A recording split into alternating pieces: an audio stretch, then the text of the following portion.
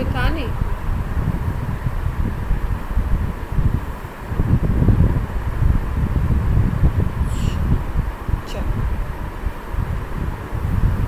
Physical properties की अगर हम लोग बात करें तो भाई कलरलेस होते हैं इन जनरली। सनलाइट वगैरह में रखेंगे तो ब्रोमाइड, क्लोराइड ये थोड़ा सा कुछ कलर दे सकते हैं, बाकी क्या होते हैं, कलरलेस। सेकंड अगर बात की जाए सॉल्युबिलिटी की, तो सॉल्युबिलिटी की अगर बात करो तो आपको पता है कि कैसे हैं ये, ऑर्गेनिक है, कंपाउंड है, तो आप ये मान के चलिए कि ये नॉन पोलर सॉल्वेंट में डिज़ोल्व होंगे, क्योंकि आपको पता है कि ये क्या होता है, लाइक डिज़ोल्व लाइक, ये फंडा तो आपको पता ही है। और पोलर नेचर होगा, पोलर नेचर कैसे होगा, थोड़ा सा पोलर नेचर भी है भाई, RX है, एल्काइल हैलाइड क्या होते हैं, RX होते हैं, तो R पॉजिटिव थोड़ा सा इस पर आ सकता है, और ये इलेक्ट्रोनिगेटिव एटम होता है तो नेगेटिव आ सकता है, तो पोलर मॉलिक्यूल तो है।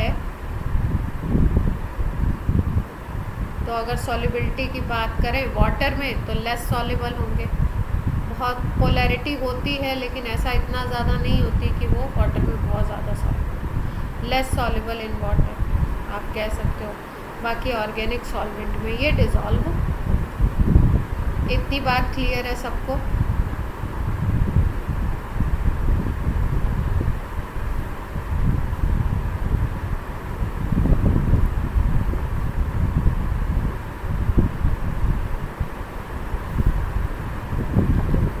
अब अगर हम सेकंड बात करें डेंसिटी की, तो डेंसिटी का तो नॉर्मल ट्रेंड रहने वाला है। अगर R सेम लेते हो आप तो भाई RF, RCl, RBr, RI की अगर बात करो तो इनके एटॉमिक वेट बढ़ते जाएंगे, तो डेंसिटी क्या होती जाएगी, इंक्रीज करती जाएगी अगर R सेम है।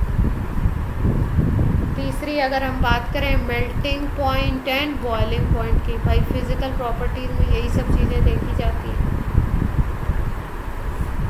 तो मेल्टिंग पॉइंट और बॉइलिंग पॉइंट अगर बात करो एल्काइल हैलाइड के, तो और अगर आप देखो कि इनमें क्या होता है, इनमें अगर आप बात कीजिए कंपैरेबल मॉलिक्यूलर वेट वाले हाइड्रोकार्बन के कंपैरिजन में अगर हम देखते हैं इनको, तो इनका क्या होगा, हाइयर होगा इनका मेल्टिंग एंड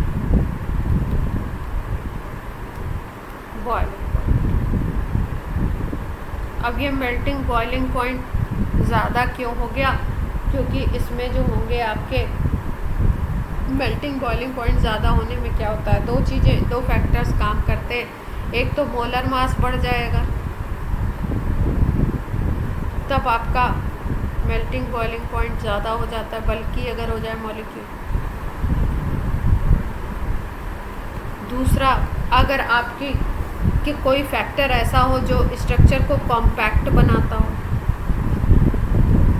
कॉम्पैक्ट अगर कर देगा कोई स्ट्रक्चर को, तो भी मेल्टिंग पॉइंट और बॉइलिंग पॉइंट क्या होंगे, ज़्यादा होंगे, इंक्रीज करेंगे। दो फैक्टर्स होते हैं काम करते हैं।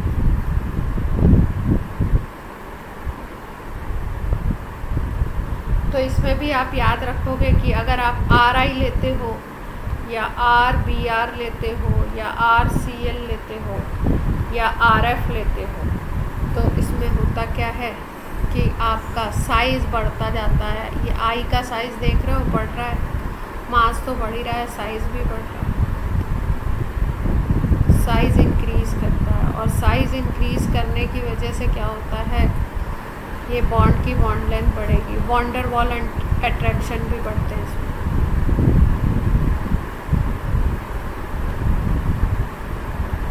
इंक्रीज़ करते हैं, और इसकी वजह से हमारा जो बॉइलिंग पॉइंट होगा वो क्या हो जाएगा, इंक्रीज़ करेगा। इन जनरली अगर आप R सेम ले रहे हो तो आयोडाइड वाले का ज़्यादा होगा, फिर उसके बाद आपका ब्रोमाइड। एकदम सिंपल ट्रेंड चल रहा है, इसमें कुछ खास बात नहीं है। क्वेश्चन कहाँ से लाते हैं, क्वेश्चन कहाँ से उठाते हैं। देखिए एक और प्रॉपर्टी को हम लोग डिस्कस करते हैं जो इम्पोर्टेंट है। अगर हम बात करें डाइपोल मोमेंट की,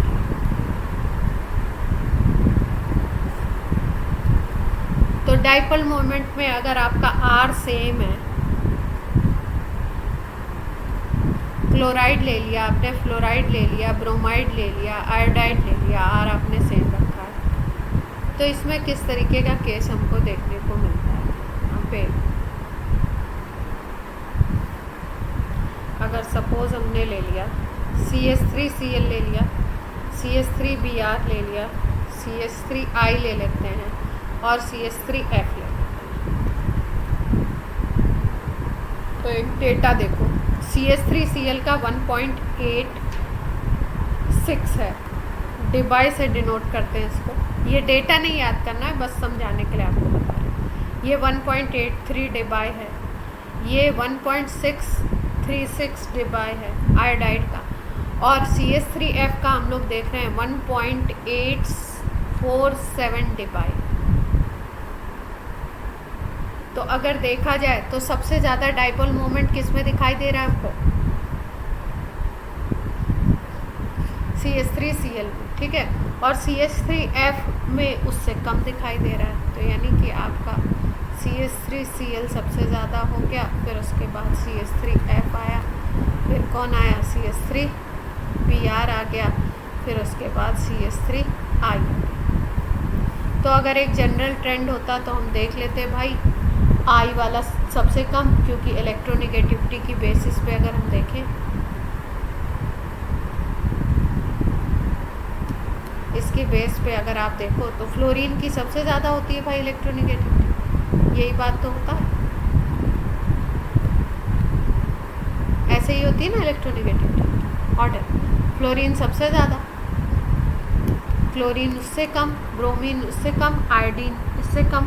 तो क्या जो डाइपोल मोमेंट बनाता है वो कौन बनाता है, एक पॉजिटिव चार्ज बनाता है, एक नेगेटिव चार्ज, और उनके बीच का डिस्टेंस। ये डाइपोल मोमेंट जब कैलकुलेट करते हैं तो Q × D यही तो करते हैं, ठीक है। तो फ्लोरीन का आपका इलेक्ट्रोनेगेटिविटी ज़्यादा है, तो ये नेगेटिव चार्ज इस पर ज़्यादा आएगा, तो जो बाकी एटम्स होंगे वहाँ positive charge, carbon positive charge क्या आना चाहिए आपका, ज़्यादा आना चाहिए। तो इसके अकॉर्डिंग अगर हम देखें तो इसका डाइपोल मोमेंट सबसे ज़्यादा आना चाहिए था, लेकिन क्या हो जाता है, CH3Cl का ज़्यादा आ जाता है। क्यों? क्योंकि देखो यहाँ पे एक फैक्टर और काम करता है, दो फैक्टर्स काम करते हैं। एक तो इलेक्ट्रोनेगेटिविटी फैक्टर काम करता है, उसके अकॉर्डिंग देखते हैं तो फ्लोराइड का सबसे ज़्यादा होना चाहिए था, फिर क्लोराइड का इसका नंबर इधर, इसका नंबर इधर होना चाहिए, बाकी सब ठीक है। लेकिन यहाँ पे क्या काम करता है, क्योंकि फ्लोरीन का साइज़ बहुत छोटा होता है, ये साइज़ में क्या होगा, बहुत ही छोटा होता है, इसलिए यहाँ पे ये जो डिस्टेंस वाला फैक्टर है ना, ये भी काम करने लगता है, डिस्टेंस फैक्टर भी वर्क करता है। तो डिस्टेंस काफ़ी कम हो जाती है, हालांकि ये चार्ज बहुत अप्लाई करता है, लेकिन डिस्टेंस काफ़ी कम हो जाती है। तो कैलकुलेट जो किया गया वो कैलकुलेशन में क्या हुआ कि Q × D का मल्टीप्लिकेशन इसका ज़्यादा आता है और इसका कम। क्लियर है बात?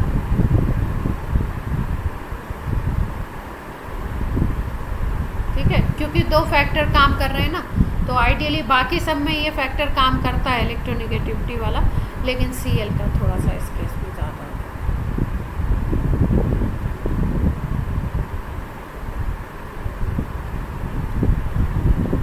अब देखो, अब हम लोग बात करते हैं केमिकल प्रॉपर्टीज़ में सबसे पहले वो प्रॉपर्टीज़ डिस्कस कर रहे हैं। पहला पार्ट है आपका SN, जो SN1 देंगे, SN2 देंगे, इनकी बात, न्यूक्लियोफिलिक सब्स्टिट्यूशन।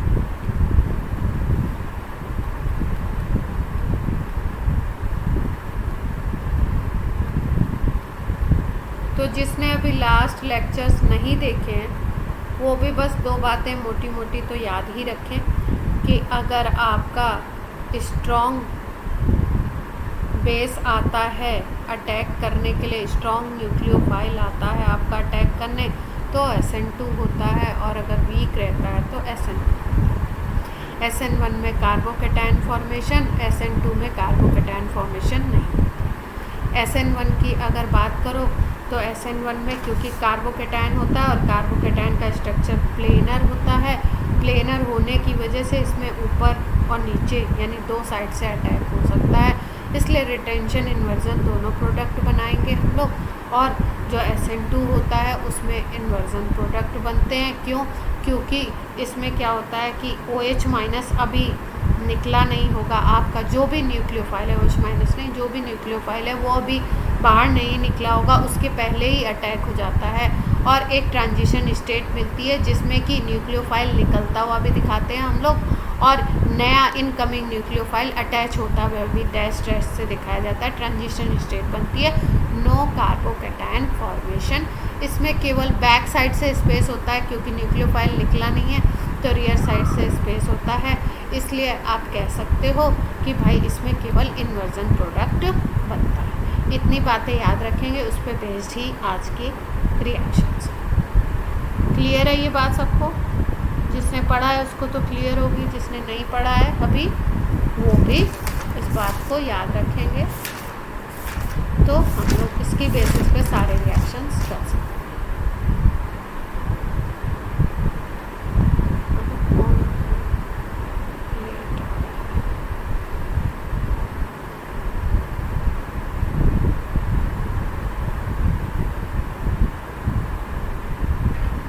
फर्स्ट रिएक्शन है, इसमें हम लोग रिएक्शन कराते हैं,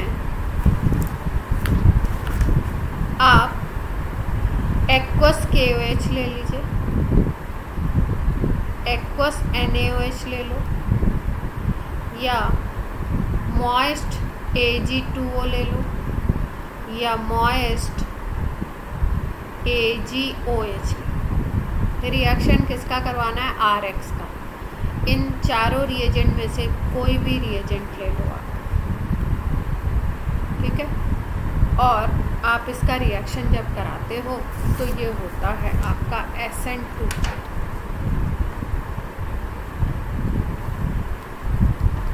ये आपका रिएक्शन है SN2 मैकेनिज्म। तो बेसिकली होना क्या है, X को हटना है और यहाँ पे जो भी आपका न्यूक्लियोफाइल है वो आ जाएगा। KOH देगा OH-, NaOH देगा OH-, Ag2O मॉइस्ट होता है तो वो भी AgOH बना लेता है, तो वो भी OH- देगा। AgOH लोगे तो वो तो OH- देगा। तो बेसिकली रिएक्शन होना क्या है, ROH बन जाएगा यहाँ पे और X- बाहर निकल जाएगा। इतनी बात क्लियर है? कोई एग्जांपल ले लें, सपोज C2H5Cl ले लिया आपने, अगर इसकी रिएक्शन हो रही है मॉइस्ट AgOH से, तो यहाँ से आपका C2H5OH बन जाएगा और AgCl अलग हो जाएगा। सिंपल रिएक्शन है।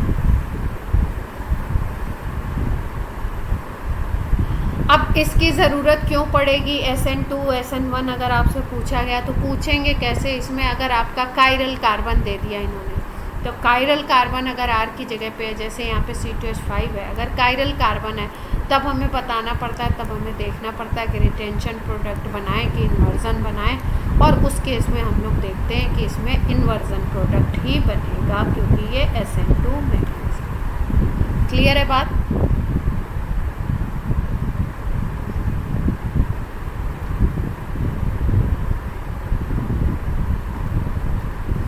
अब देखो, ये आपका C2H5Cl को अगर हमने लिया था तो ये 1 डिग्री था एल्काइल क्लोराइड। अब यहाँ पे अगर हम लोग ले लें 3 डिग्री एल्काइल क्लोराइड, जैसे कि अगर यहाँ पे हमने इसी रिएक्शन यहाँ पे अगर हमने H2O ले, तो ये H2O जो आता है आपका, H2O आता है वीक न्यूक्लियोफाइल। जब हम H2O को लेते हैं तो H2O में भी प्रोडक्ट तो ROH ही बनेगा, ठीक है। X निकल जाएगा यहाँ से, X- निकल जाएगा, ठीक है। लेकिन इसमें कंडीशन क्या होगी, अगर R को आप 3 डिग्री ले लेते हो तो 3 डिग्री ले लोगे तो इसमें कंडीशन चेंज हो जाएगी, बोथ साइड से अटैक हो जाएगा,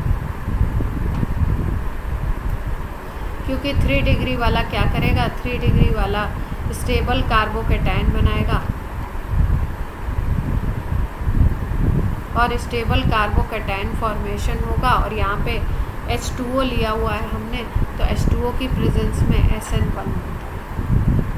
तो इसका मतलब हमें प्रोडक्ट कैसे बनाने पड़ेंगे, दोनों वाले, रिटेंशन और इन्वर्जन, दोनों प्रोडक्ट।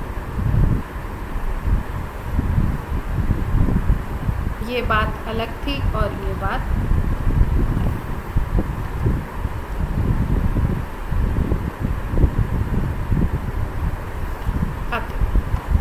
Second reaction. तो इसमें आप रिएजेंट याद रखेंगे, KOH ले लो, एक्वस होना चाहिए, लेकिन उसके सामने क्या लिखा होना चाहिए, एक्वस KOH। एक्वस NaOH ले लो, मॉइस्ट Ag2O ले लो, मॉइस्ट AgOH ले लो, RX के साथ रिएक्शन कराओगे ROH बन जाएगा और न्यूक्लियोफाइल जो भी होगा वो आपका ClBr जो भी हो वो निकल जाएगा।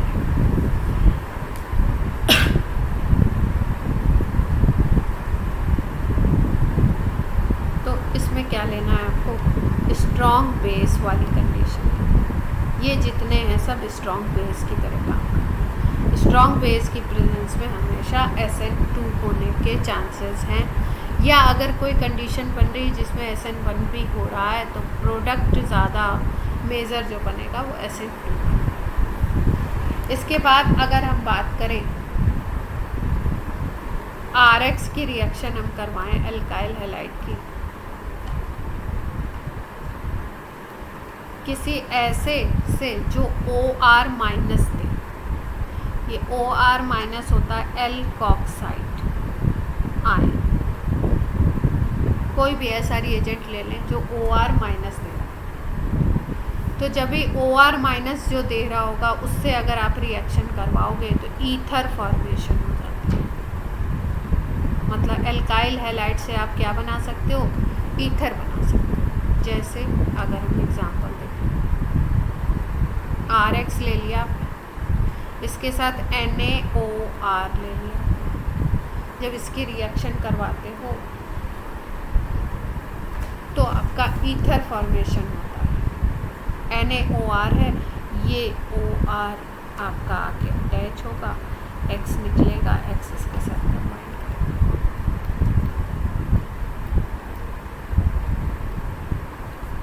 Ether formation.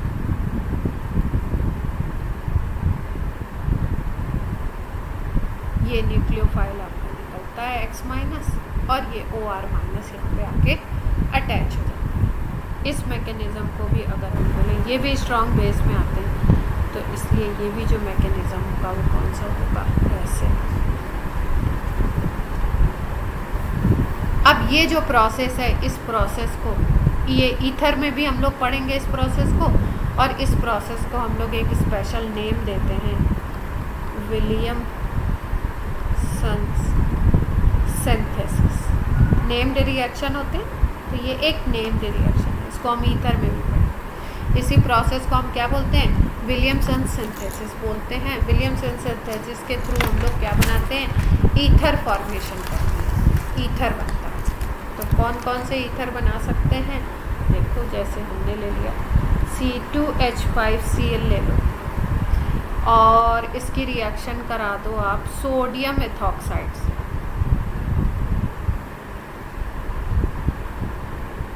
सोडियम एथॉक्साइड का अगर फॉर्मूला लिखना है तो Na, एथॉक्साइड होता है OR, तो OC2H4 ऐसे लिख दिया हमने। अब रिएक्शन में होगा क्या, ये ग्रुप अटैच होना है और NaCl अलग होना है, तो NaCl अलग हो जाएगा और ये अटैच हो डाईथाइल ईथर बन जाएगा। IUPAC नेम वगैरह करने आते हैं। अब सपोज मान लो यहाँ पे हम ले लेते हैं CH3Cl। अब प्रोडक्ट बताइए क्या प्रोडक्ट बनेगा,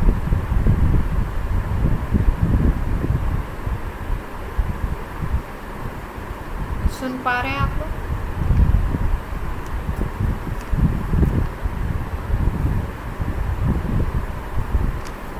क्या प्रोडक्ट बनेंगे इस रिएक्शन?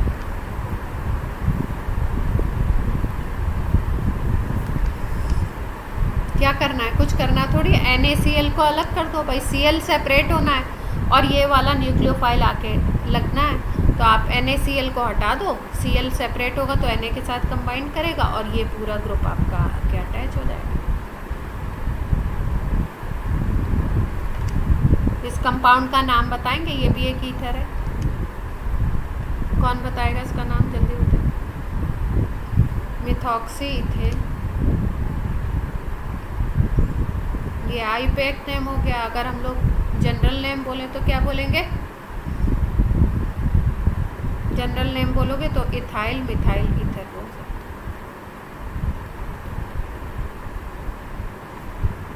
ठीक है, जैसे इसका नाम, ये जनरल नेम था डाई इथाइल ईथर, 2 इथाइल हैं और ग्रुप है आपका ईथर ग्रुप।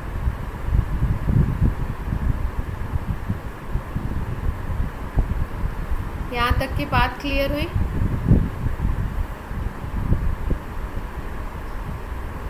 कुछ खास तो है नहीं इसमें, मतलब आपका SN2 याद रखना है कि भाई SN2, अब जैसे ही मान लो इसमें कोई कायरल वायरल दे देंगे सिचुएशन, तब हमें SN1 SN2 का, वैसे तो आपको देखने में बाहर से तो यही लगेगा कि सेम तरीके से चीज़ें चल रही हैं, लेकिन SN1 होगा तो कार्बोकेटाइन बनता है, SN2 होता है तो आपका कार्बोकेटाइन नहीं बनता, ट्रांजिशन स्टेट बन के प्रोडक्ट बनता है। तो अगर मैकेनिज्म रिलेटेड क्वेश्चन होगा तो फिर आपको उस तरीके से हैंडल करना पड़ेगा। ठीक है, अब देखो यहाँ पे जो है ना एक मीडियम भी लेते हैं हम लोग, विलियमसन सिंथेसिस की कंडीशन है, ये ड्राई ईथर मीडियम भी कई बार लिखा भी होता है, कई बार नहीं भी लिखा होता है, ये रिएक्शन है वो ड्राई ईथर मीडियम।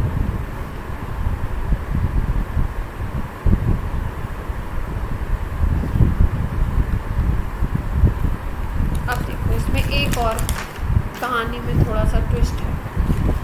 क्या ट्विस्ट है कि अगर हम देखें तो RO- जो होता है ये स्ट्रॉन्ग न्यूक्लियोफाइल होता है, इसको हम जो न्यूक्लियोफाइल की स्ट्रॉन्ग वाली कैटेगरी बताइए उसमें इसको लिखा है स्ट्रॉन्ग न्यूक्लियोफाइल, तो इसको क्या देना है, SN2 देना है।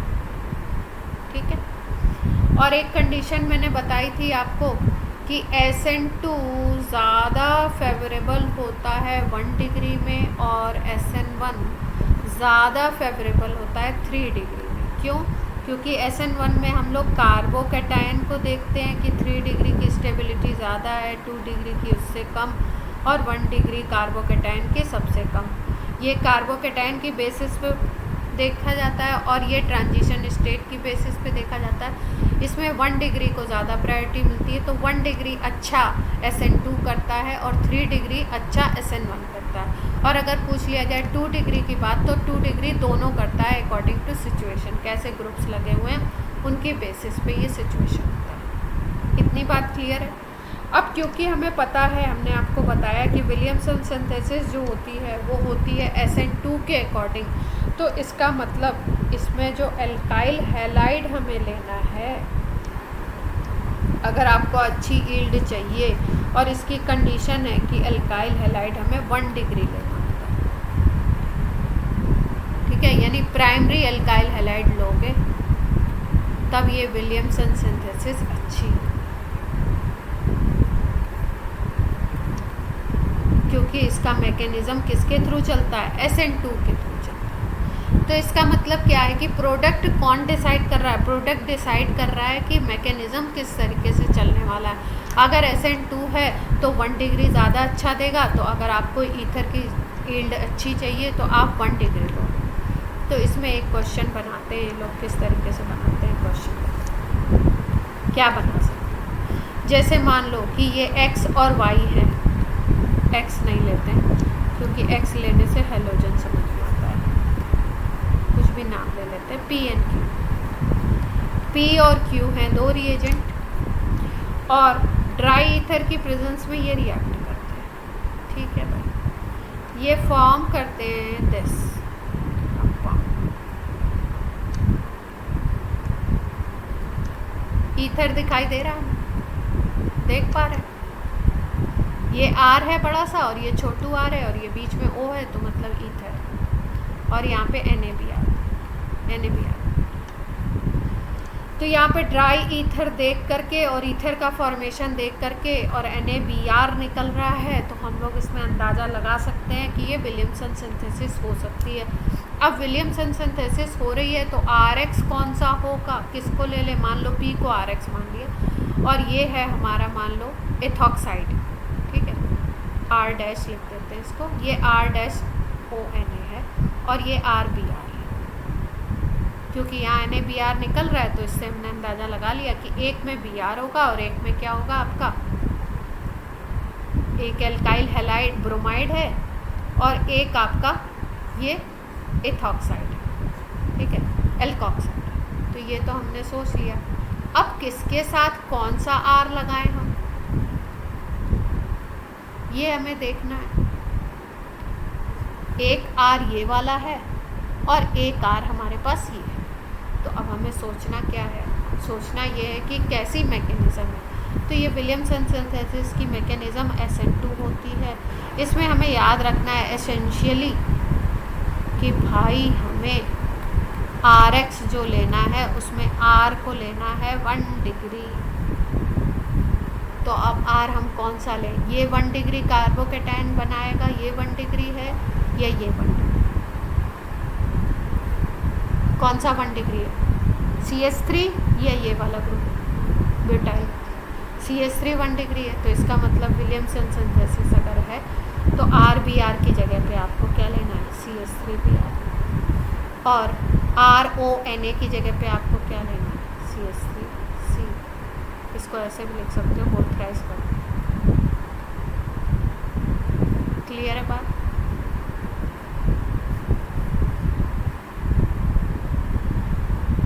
यस और नो। तो इस तरीके के भी क्वेश्चन आपसे आ सकते हैं। अब सेकंड जो कैटेगरी है अपनी, थर्ड जो रिएक्शन है, दैट इज थर्ड रिएक्शन है सब्स्टिट्यूशन बाय CN-।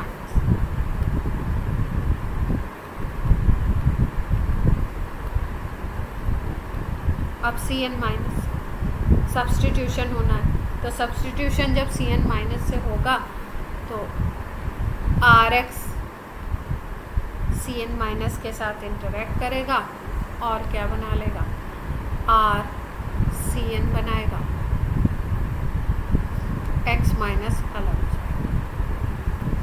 इसमें जो मीडियम लेते हैं वो एल्कोहलिक लेते हैं, कभी कभी ऐसे लिखा होता है, ALC लिखा होता है, एल्कोहलिक का मतलब ALC, एक्वस लिखा होगा तो AQ। तो रिएक्शन कैसे होगा एक एग्जांपल के साथ करते हैं। मान लो C2H5Cl ले लिया आपने, यहाँ पे आप रिएक्शन में ले सकते हो KCN या NaCN, दोनों में से कोई भी ले सकते हो। एल्कोहलिक मीडियम ले लिया, अब क्या होगा, CN- को यहाँ पे अटैच होना है, Cl को अलग होना है। तो अगर आपका इस तरीके से होगा, KCl बन सकता है या NaCl, that depends on react. दोनों में से कोई भी ले सकते हो, जो लोगे उसके अकॉर्डिंग प्रोडक्ट बन जाएगा। तो ये वाला प्रोडक्ट तो सेम रहेगा। अब इस रिएक्शन में खास बात क्या है, ये भी SN2 के थ्रू होता है। खास बात ये है इस रिएक्शन का कि इसमें जो हम लोग C2H5Cl की बात कर रहे हैं, अगर इसको देखो तो ये 2 कार्बन का कंपाउंड है, और अगर C2H5CN की बात करें तो इसमें 3 कार्बन दिख रहे हैं आपको। तो इसका मतलब इस रिएक्शन को हम लोग अगर कार्बन इंक्रीज करना है किसी कंपाउंड में तो उसके लिए इस रिएक्शन को यूज़ करते हैं हम लोग, कन्वर्जन में बहुत यूज़ आता है। जैसे 12th में रिएक्शंस आते हैं, इनसे ये बनाओ इनसे वो बनाओ, तो उसमें ये वाला रिएक्शन बहुत काम आता है। साइनाइड इंट्रोड्यूस कराओ हैलाइड में, हेलो एल्केन है उसमें साइनाइड इंट्रोड्यूस कराओ तो 1 कार्बन अपने आप बढ़ जाएगा, और फिर उसके बाद फर्दर और यूज़ करके हम लोग इसको आगे कंपाउंड बनाने के लिए यूज़ करें। तो ये रिएक्शन, इस रिएक्शन में इम्पॉर्टेंट क्या है कि इससे कार्बन इंक्रीज कर सकते हैं। और कितना कार्बन इंक्रीज कर रहे हैं, 1 कार्बन इंक्रीज कर रहे हैं। यहाँ 2 कार्बन था तो ये 3 कार्बन हो गया, 4 कार्बन लोगे तो यहाँ पे 5 कार्बन, क्योंकि CN से एक कार्बन इंट्रोड्यूस हो।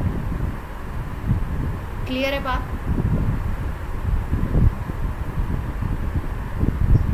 अब देखो, अब हमने जब ये RX के ऊपर KCN या NaCN की रिएक्शन कराते हैं तब तो RCN बन जाता है, और इसको हम बोलते हैं एल्केन नाइट्राइल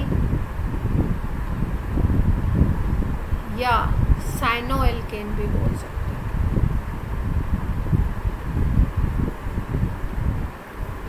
लेकिन अगर इसमें रिएजेंट में थोड़ा सा डिफरेंस हम लोग करते हैं, क्या डिफरेंस करें?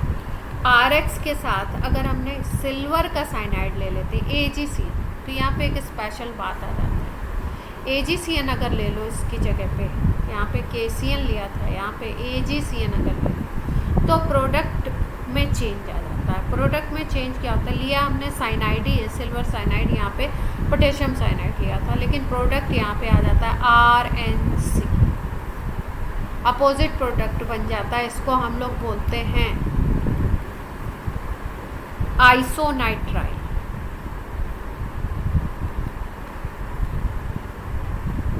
या आइसोसाइनाइड।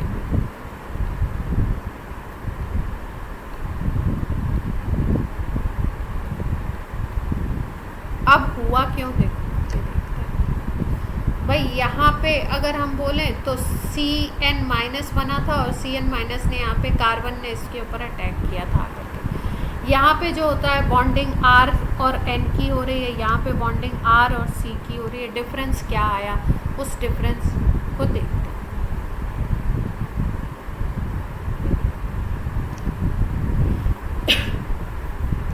CN की अगर बात करो तो CN ग्रुप ऐसे बनाया जाता है।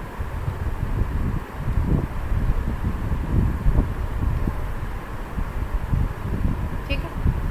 और अगर हम बात साइनाइड बोलते हैं इसको, अगर हम बोलें आइसोसाइनाइड को, तो आइसोसाइनाइड ऐसे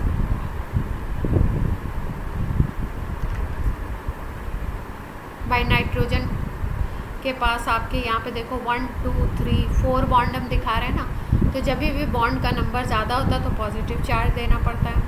तो इसको 3 बॉन्ड ही चाहिए होते हैं, 4 बॉन्ड हो गया इसके पास, तो पॉजिटिव चार्ज आ गया। कार्बन को देखो तो कार्बन के पास 4 होते हैं लास्ट में, इसको 4 चाहिए होते हैं, लेकिन यहाँ पे 1 2 3 बॉन्ड बना रहा है तो इसको नेगेटिव चार्ज दे देते हैं। तो ये आइसोसाइनाइड है।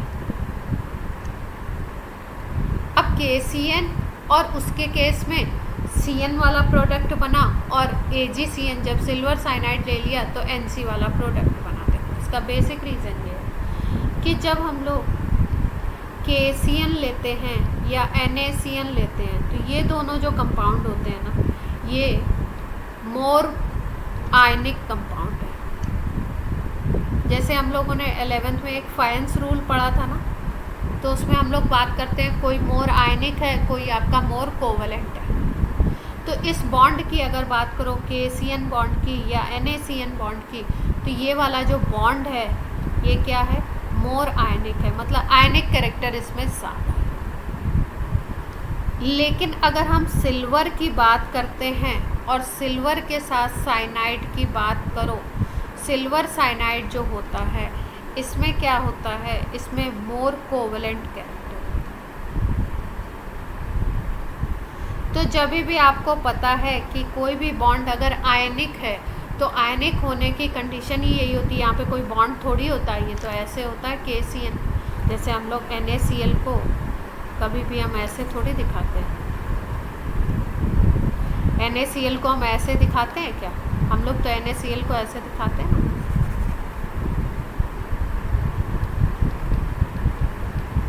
या ऐसे लिख देते हैं सिंपल, ऐसे ही तो लिखते हैं। यस और नो? क्यों? क्योंकि ये आयनिक है, आयनिक बॉन्ड को कोई लाइन वन से थोड़ी शो किया जाता है, वहाँ पे तो चार्जेस होते हैं, और आयनिक बॉन्ड कोई एक लाइन रिप्रेजेंटेशन तो है नहीं। आयनिक बॉन्ड तो ये है कि चार्जेस एक दूसरे के पास आते हैं, फोर्स ऑफ अट्रैक्शन लगता है, कॉम्पैक्ट बन जाता है, उसी को हम लोग बोलते हैं आयनिक कंपाउंड। और इसमें जो फोर्सेस लग रहे हैं उसको आपका इलेक्ट्रोस्टैटिक फोर्सेस बोलते हैं। तो ये Na प्लस Cl माइनस बनता है और ये एक दूसरे के पास होता है, आयनिक बॉन्ड बोला जाता है। ऐसे ही यहाँ पे भी कंडीशन होती है, K प्लस और Cn माइनस होता है। इसमें इंटरेक्शन K और C का अगर हम बोलें तो एक पे पॉजिटिव एक पे निगेटिव, इस तरीके का इंटरेक्शन होता है। मतलब जब न्यूक्लियोफाइल के फॉर्म में ये अटैक करेगा RX के ऊपर, तो RX के ऊपर जब ये अटैक करता है तो ये पोलर होता है, क्योंकि तो ये यहाँ पे क्या करता है, इसको अलग करवाता है। और ये C, इसका जो C पार्ट होता है जिस पे निगेटिव चार्ज है, ये जा करके यहाँ पे अटैच होता है। इसीलिए KCN और NaCN के केस में यहाँ पे RCN बनता है। लेकिन AgCN, क्योंकि इस बॉन्ड में कोवेलेंट कैरेक्टर बहुत ज़्यादा होता है, कोवेलेंट कैरेक्टर ज़्यादा होता है, इसकी वजह से ये कंपाउंड अगर हम देखें तो कोवेलेंट होता है। तो ये यहाँ पे कोई चार्ज डेवलपमेंट का कोई सीन नहीं है, ठीक है, no charge development between AgNC। यहाँ पे कोई ऐसा प्लस माइनस इस तरीके से नहीं बनता। तो यहाँ पे होता क्या है कि नाइट्रोजन के पास जो Lp है ना, ये जो Lp है ये अटैक करता है, ये अटैक करता है आपका RX के ऊपर। तो जब ये अटैक करता है तो यही अटैच भी होता है भाई, जहाँ से जिस सेंटर से अटैक होगा वही जा कर के क्या होगा, अटैच होगा। तो Ag वाले केस में क्या होता है, यहाँ पे NR से अटैच होता है, और जबकि आपका KCN वाले में कौन आके अटैच होता है, C। क्लियर हुई कुछ बात, ठीक है। अब सिल्वर वाला, ये सिल्वर में कोवेलेंट कैरेक्टर कैसे आता है, कोवेलेंट कैरेक्टर एक्चुअली सिल्वर का अगर हम लोग कॉन्फ़िगरेशन देखते हैं तो कॉन्फ़िगरेशन इसमें आपका एक्सेप्शनल इसका कॉन्फ़िगरेशन है, और इसके एक्सेप्शनल कॉन्फ़िगरेशन में लास्ट में D10 होता है, कंप्लीट नोबल गैस कॉन्फ़िगरेशन ये अटेन करता है, जिसकी वजह से इसमें आपका कोवेलेंट कैरेक्टर डेवलप होता है, ठीक है। तो उतने रीज़न में नहीं जाना है, हमें इतना याद रखना है कि भाई AgCN जो है उसमें कोवेलेंट कैरेक्टर ज़्यादा है, जिसकी वजह से Ag प्लस और C, इसके बीच में जो भी बॉन्डिंग होगी वो ब्रेक नहीं होती आयंस के फॉर्म में। N अटैक करता है, लोन पेयर इसका यहाँ पे जो है वो अटैक करता है, इसलिए N से अटैचमेंट होता है, C से अटैचमेंट नहीं होता, इसकी वजह से RNC बनता है, ना कि RC। क्लियर।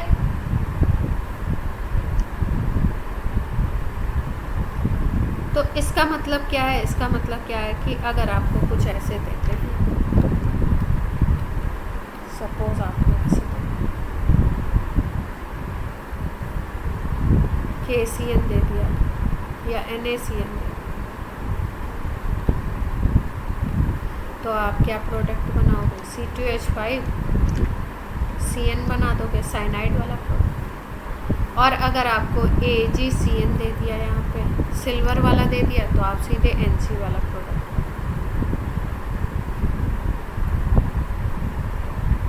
ऐसे भी लिखा होता है, ऐसा नहीं कि चार्ज दिखाएंगे, ऐसे। क्लियर है।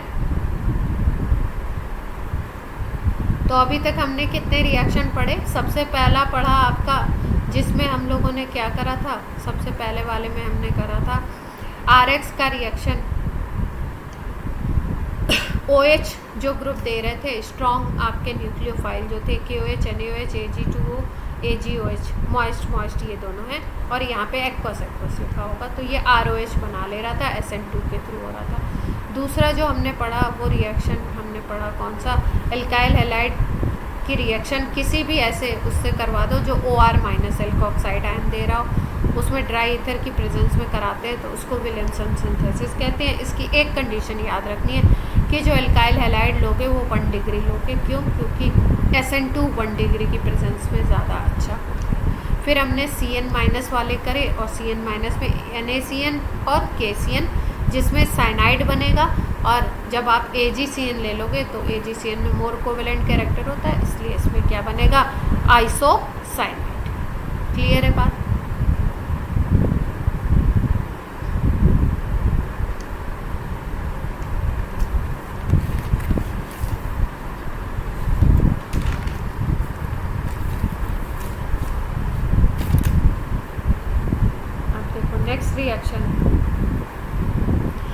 एक जगह ऐसे NO2 लिखा होता है तो NO2 के दो मतलब होते हैं, एक ग्रुप होता है नाइट्रो और एक होता है नाइट्राइट।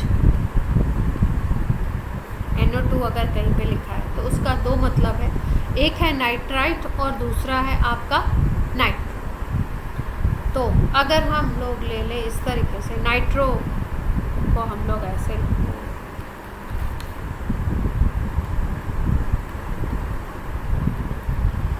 नाइट्रो को ऐसे लिखा जाता है, और अगर नाइट्राइट को लिखना है तो नाइट्राइट को ऐसे लिखते हैं।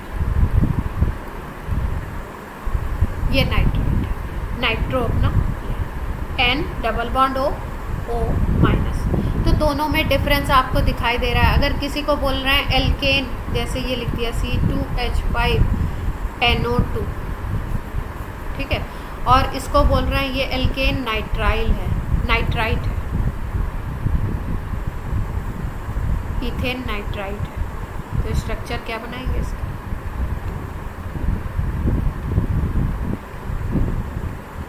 अगर नाइट्राइट है तो ध्यान रखिए ONO वाला स्ट्रक्चर बनेगा, ONO।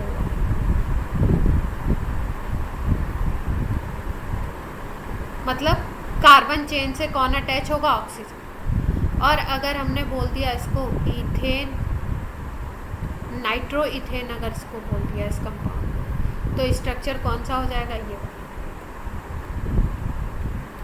N से अटैच हो। क्लियर है बात इतनी?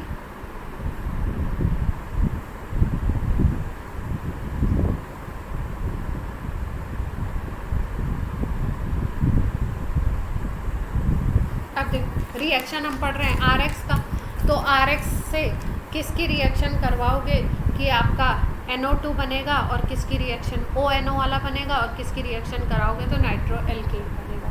किससे किससे रिएक्शन करा दे, तो इसमें भी कुछ ऐसा ही केस हमको दिखाई देता है। RX की रिएक्शन करवा दो आप, जैसे यहाँ पे लिखा हुआ KNO2, तो ये है पोटेशियम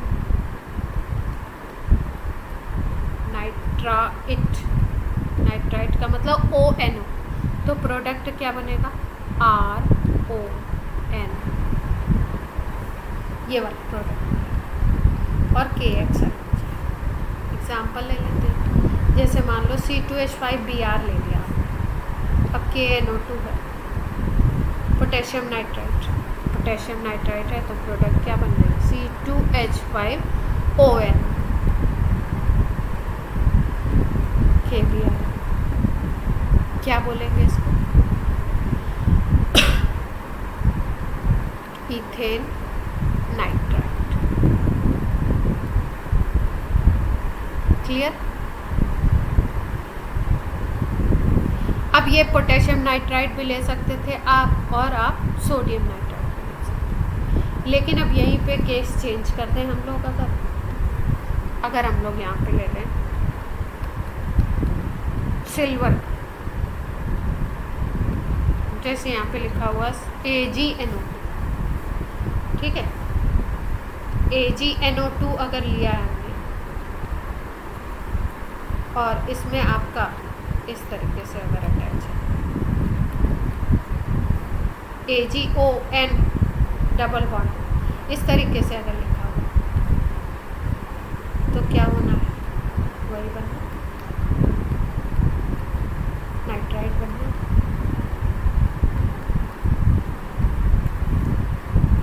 ऐसे इस तरीके से बनना चाहिए प्रोडक्ट, ठीक है। लेकिन सीन क्या होता है, देखो यहाँ पे भी चेंज आता है, वही वाली चेंज होता है।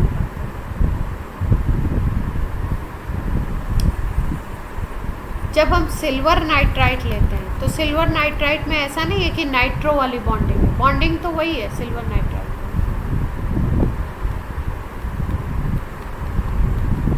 बॉन्डिंग पोजीशन एकदम सेम है। लेकिन यहाँ पे भी क्या होता है कि ये वाला बॉन्ड जो है ना, ये बॉन्ड अटैक नहीं करता, ऑक्सीजन यहाँ से अटैक नहीं होता, इसको ब्रेक नहीं होना। किसको ब्रेक होना है? कौन अटैक करने वाला है? यहाँ पे भी नाइट्रोजन अटैक करता है, ये बनता है अटैकिंग।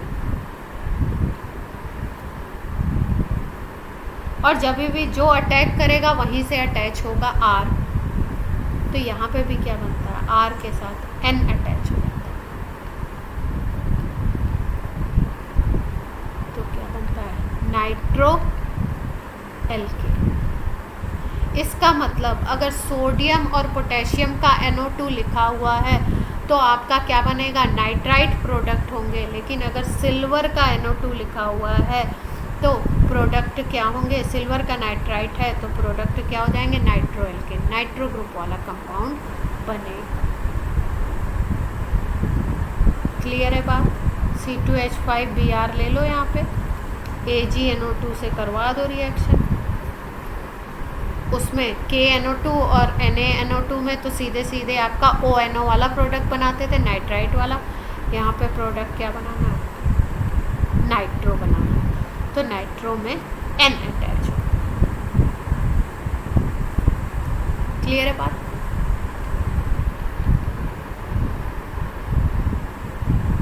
दोनों रिएक्शन का पैटर्न कुछ एक ही तरीके का था, CN- वाला और ये वाला। सिल्वर में क्या हो रहा है? अपोजिट केस हो रहा है।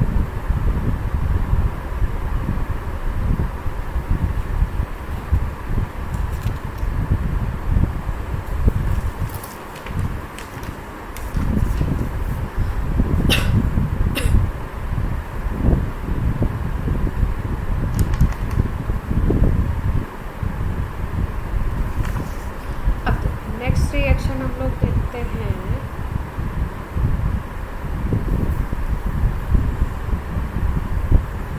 अगर हम लोग अमोनिया से करवाएं, जो भी रिएक्शन विद अमोनिया करवा रहे हो, तो जब अमोनिया से रिएक्शन कराते हो ना तो NH2 सब्स्टिट्यूशन करता है।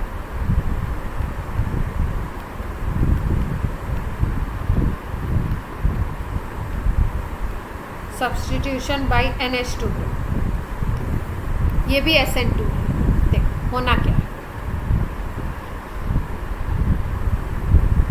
ये मान लो आपका RX है, एल्काइल हैलाइड, इसकी अमोनिया से रिएक्शन करवाओ। अमोनिया को HNH2 लिख सकते हो क्या? NH3 को HNH2 ब्रेक करके लिख सकते हैं। ये H इसके साथ कंबाइंड होगा और HX बना लेगा और यहाँ पे बन जाएगा RNH2, एमीन बनेगा।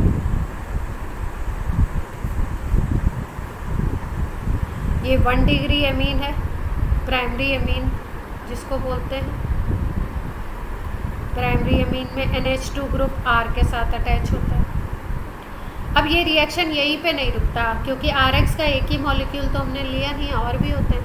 तो अब ये फर्दर और रिएक्शन होता है। RNH2 फिर से दूसरे RX से रिएक्ट करता है और अब ये क्या करता है? फिर से ये X एक H को रिमूव कराता है और HX बनाता है और यहाँ पे बनता है R2NH। अब बन जाता है 2 डिग्री एमीन। फिर से रिएक्शन होता है भाई, R2NH के ऊपर फिर से RX अटैक करेगा और ये R2NH में से ये वाले H को भी हटा देगा HX के फॉर्म में और यहाँ पे बन जाएगा R3N। इसको बोलते हैं 3 डिग्री एमीन, टर्शरी एमीन। अब यहाँ पे भी ये रिएक्शन नहीं रुकने वाला। जैसे हम लोगों ने लास्ट उसमें पढ़ा था, हेलोजिनेशन पढ़ा था ना, फ्री रेडिकल सब्स्टिट्यूशन में। क्लोरीन एल्केन के ऊपर क्लोरीन का रिएक्शन करवा रहे थे मीथेन के ऊपर। तो जब तक मीथेन के चारों हाइड्रोजन रिप्लेस नहीं हो गए तब तक आपका सब्स्टिट्यूशन चला था, CCl4 लास्ट में बना था, ठीक है। लेकिन यहाँ पे 3 हाइड्रोजन थे आपके, इसमें RX जो था, इसमें जितने भी आपके RNH2 बनने के बाद जितने भी हाइड्रोजन थे, 2 हाइड्रोजन थे, दोनों के दोनों रिप्लेस हो गए। उसके बाद भी ये रिएक्शन नहीं रुकता है, इसके बाद रिएक्शन होता है ऐसे। R3N जो है इसके साथ एक और RX आके अटैच हो जाता है और अब की बार कोई एमीन नहीं बनता, ये पूरा R4 बन जाता है और इसके ऊपर पॉजिटिव चार्ज आता है और ये एक सॉल्ट बनता है। इसको हम लोग बोलते हैं क्वाटरनरी अमोनियम सॉल्ट। यहाँ तक टर्शरी एमीन बना था 3 डिग्री एमीन, इसके बाद क्वाटरनरी अमोनियम सॉल्ट। रिएक्शन किसका किसका करवा रहे हैं? RX का अमोनिया से करवा था, रिएजेंट ये था,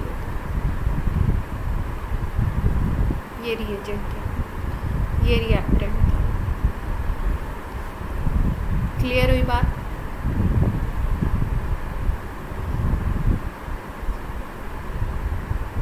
अब देखो ये जो रिएक्शन है इसको हम लोग एक स्पेशल नेम देते हैं, इसका नाम है हॉफमैन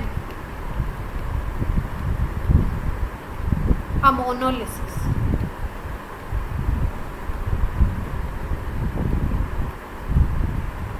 हॉफमैन अमोनोलिसिस रिएक्शन।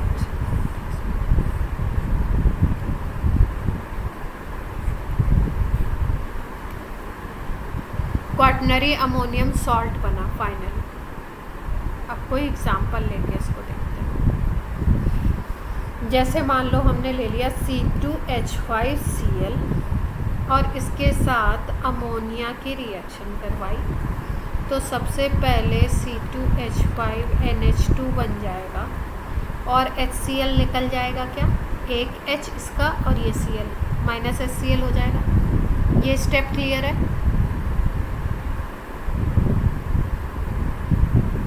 किसी को क्लियर नहीं हो तो पूरा ओपन करके लिख के दिखाऊं।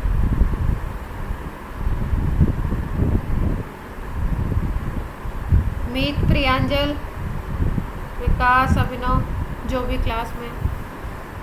अब देखो, अब फिर से C2H5Cl फिर दूसरा मॉलिक्यूल आएगा अटैक करने, तो फिर यहाँ से एक H एलिमिनेट होगा HCl के फॉर्म में और यहाँ पे C2H5 एक और अटैच हो जाएगा, तो वो ट्वाइस हो गया। यहाँ पे NH बन गया और एक HCl फिर से निकल गया। फिर से आ गए C2H5Cl, क्योंकि बहुत सारे मॉलिक्यूल हैं हमारे पास, तो फिर से C2H5 एक और अटैच हो गया और ये H एलिमिनेट हो गया HCl के फॉर्म। तो ये 1 डिग्री एमीन था, ये 2 डिग्री एमीन बन गया, ये 3 डिग्री एमीन बन गया।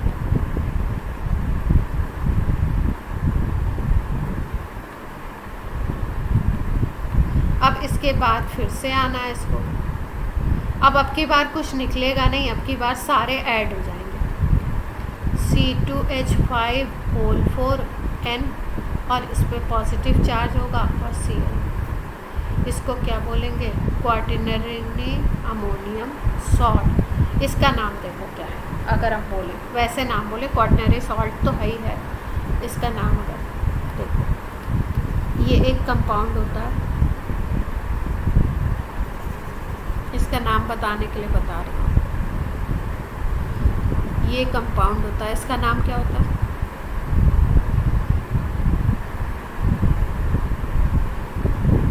इसका नाम क्या है? NH4Cl।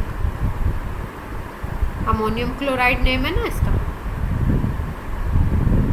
तो अगर इसके 4 हाइड्रोजन को हटा दो और वहाँ पे 4 इथाइल लगा दो, बाकी तो यही है ना, सेम है, N और Cl यही तो है, सेम यही चीज़ तो है। चारों हाइड्रोजन को हटाया और 4 इथाइल लगा दिया, तो इसका अगर वैसे नाम बोलो क्वाटरनरी अमोनियम सॉल्ट तो है ही है, ऐसे नाम बोलते हैं तो इसका नाम होता है टेट्रा, 4 इथाइल लगे हुए, टेट्रा इथाइल अमोनियम क्लोराइड। मतलब अमोनियम क्लोराइड के जो हाइड्रोजन थे उनको किससे रिप्लेस कर दिया? इथाइल से, इसीलिए उसकी बेसिस पे नेम भी दे दिया। क्लियर हुई बात?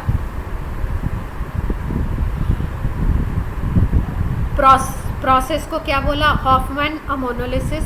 अमोनोलिसिस क्यों बनाया? बोला अमोनिया से रिएक्शन करवाया था और फर्स्ट स्टेप में अमोनिया यूज़ की, उसके बाद RX का अमाउंट ज़्यादा था, तो RX के मॉलिक्यूल बार बार एल्काइल हैलाइड बार बार रिएक्ट करता है और रिएक्शन कहाँ तक चलता है? जब तक क्वाटरनरी अमोनियम सॉल्ट ना बन जाए।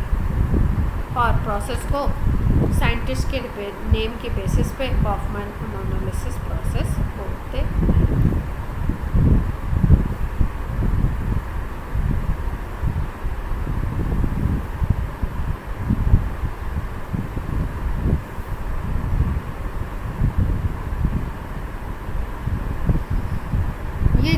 भी आपके रिएक्शन है, ये सारे SN2,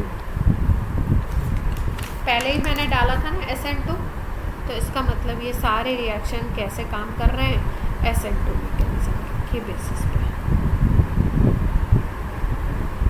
हाँ जी, हाँ, रिएक्शन तो लर्न करने ही होंगे, नहीं तो कैसे करेंगे क्वेश्चंस।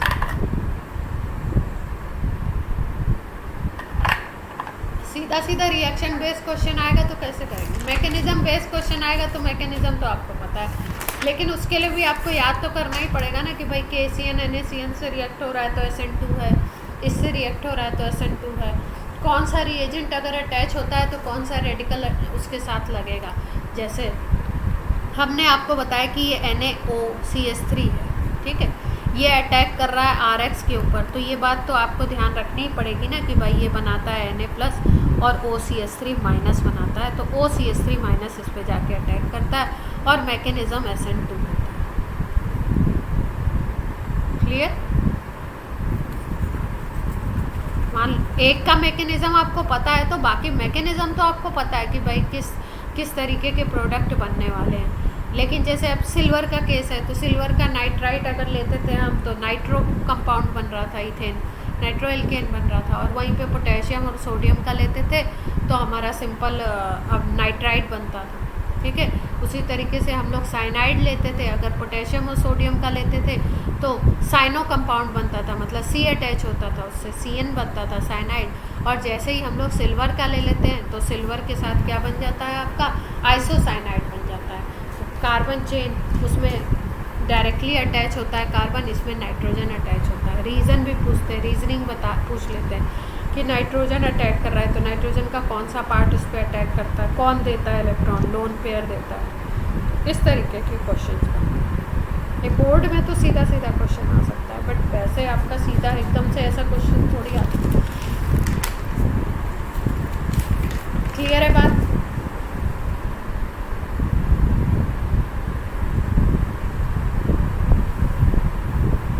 टाइम बोलिए क्या हो रहा है?